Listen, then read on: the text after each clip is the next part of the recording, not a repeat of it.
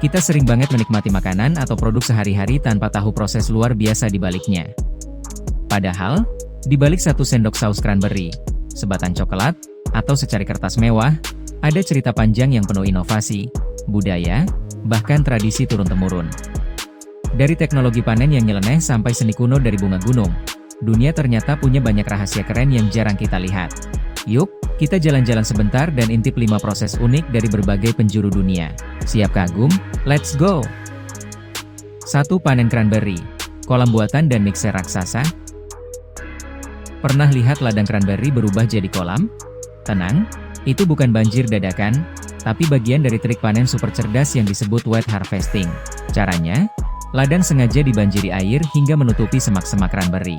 Lalu muncullah The Hero, mesin besar semacam mixer raksasa yang berputar di permukaan air dan mengguncang semak-semak, sampai buahnya copot sendiri. Menariknya, cranberry punya rongga udara di dalamnya. Jadi begitu lepas, buahnya langsung mengapung kayak bola pingpong. Tinggal disapu, dikumpulin, dan dikirim ke pabrik. Metode ini hemat waktu dan tenaga, tapi hanya dipakai buat cranberry yang akan diolah jadi jus atau saus. Jadi, kalau kamu lihat cranberry terapung di kolam, itu bukan karena hanyut, tapi karena teknologi panen yang jenius dan sedikit bantuan dari alam. 2. Dari buah sampai jadi coklat asli. Coklat enak yang kita makan ternyata berasal dari proses panjang yang dimulai di kebun kakao. Buahnya dibelah satu persatu untuk mengeluarkan biji putih di dalamnya. Setelah itu, biji difermentasi selama seminggu untuk memunculkan rasa khas coklat. Lalu dijemur sampai benar-benar kering. Setelah kering, biji dikupas dan disangrai hingga aromanya keluar. Bagian dalamnya kemudian dihancurkan jadi pasta coklat murni bernama coklat liquor, tanpa gula, tanpa tambahan apapun. Pasta ini dipanaskan di atas air mendidih, ditambah gula dan mentega, lalu diaduk sampai halus. Setelah dicetak dan didinginkan, terbentuklah coklat padat dengan kilau dan tekstur yang menggoda. Dari biji yang pahit, jadi manis menggoda, karena proses dan presisi. 3. Bunga jengger ayam jadi karya seni.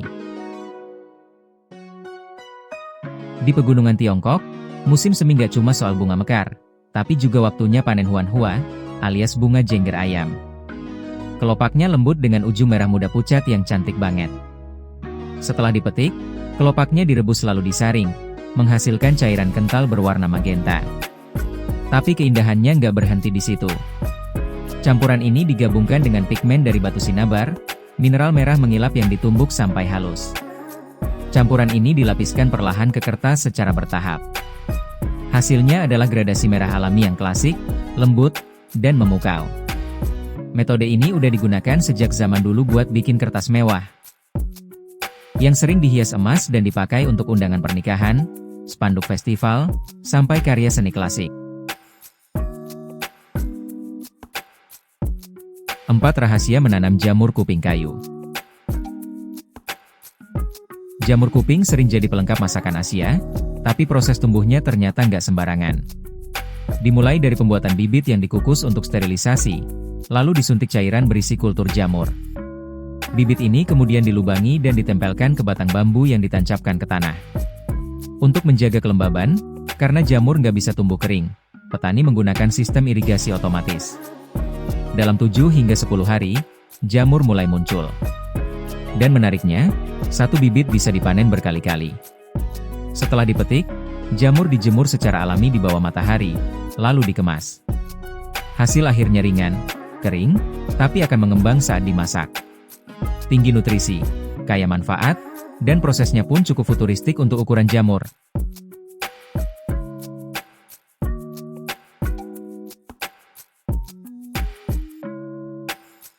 5. Yumberry, si buah musiman jadi camilan lezat.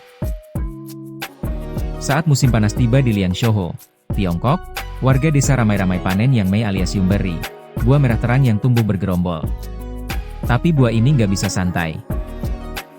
Ia cepat matang, dan kalau nggak cepat dipanen, langsung lembek dan rusak. Setelah dipetik, buah dicuci, lalu dimasak perlahan sampai sarinya keluar dan jadi busa merah pekat. Kemudian buah dimasukkan lagi ke dalam rebusan sirup agar manisnya meresap ke dalam.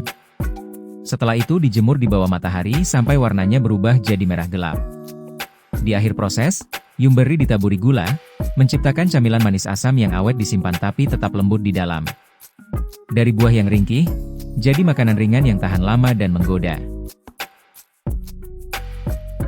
Dari ladang yang dibanjiri demi buah mengambang, sampai bunga liar yang berubah jadi karya seni mewah, kita bisa lihat betapa luar biasanya ide-ide manusia dalam mengolah alam. Di setiap proses tadi, ada tradisi, ada ilmu, ada inovasi. Semua menunjukkan satu hal, bahwa di balik hal-hal sederhana yang kita temui sehari-hari, seringkali tersembunyi keajaiban yang luar biasa.